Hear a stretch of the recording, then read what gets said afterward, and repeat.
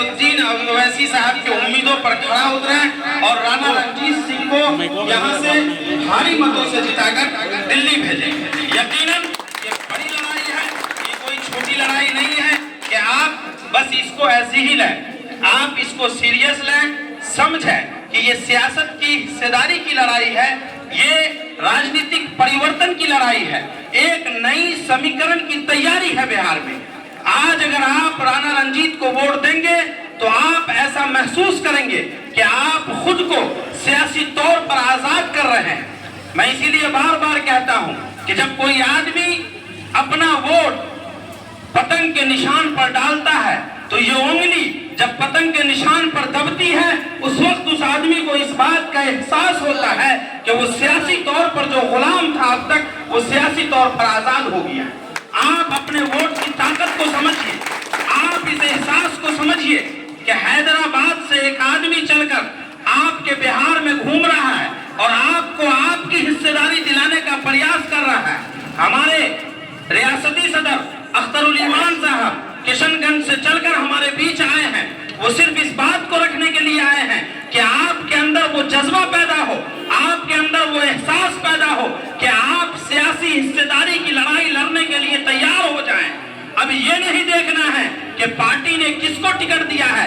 कल तक हम ही और आप कहा करते थे कि पार्टी मुसलमानों की है, तो लीजिए अब इस चीज की भी तैयारी है कि बिहार में जो हिस्सेदारी देगी एमआईएम वो सभी बिरादरी, सभी धर्म और सभी जाति के लोगों को देगी।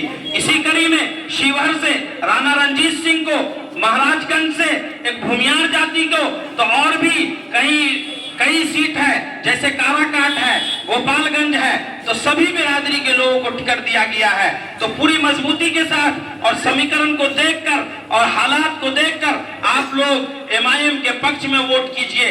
जब आप यहाँ अपना एक वोट गिराएंगे तो दिल्ली में असदुद्दीन ओवैसी साहब के हाथों को मजबूती मिलेगी, ताकत मिलेगी। तो आपके हर मसले पर वे बाकी से बोलते हैं, चाहे मुसलमानों का मसला हो, दलितों का मसला हो, अति पिछड़ों का मसला हो, पसमानदों का मसला हो, किसी भी मजलूम के लिए अगर कोई आवाज उठाने वाला, एक बेबाक आवाज दिल्ली के अंदर है तो उसका नाम बैरिस्टर असदुद्दीन ओवैसी है। और किसी भी मजलूम के लिए आवाज उठाने वाला अगर एक बेबाक आवाज आपके सदन पटना में है तो उसका नाम शेर बिहार अख्तरुल ईमान। इसलिए जब हम वोट देंगे तो सियासी तौर पर हमें ताकत मिलेगी।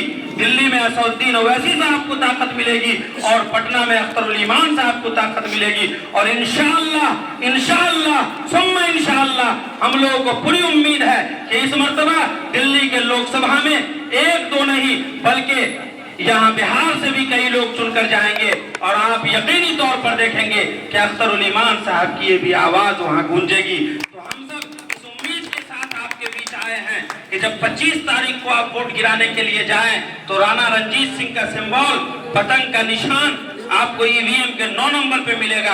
आप अपना कीमती वोट वहां देकर राणा रणजीत जी को भारी मतों से शिवहर से जिताकर दिल्ली के लोकसभा में भेजें।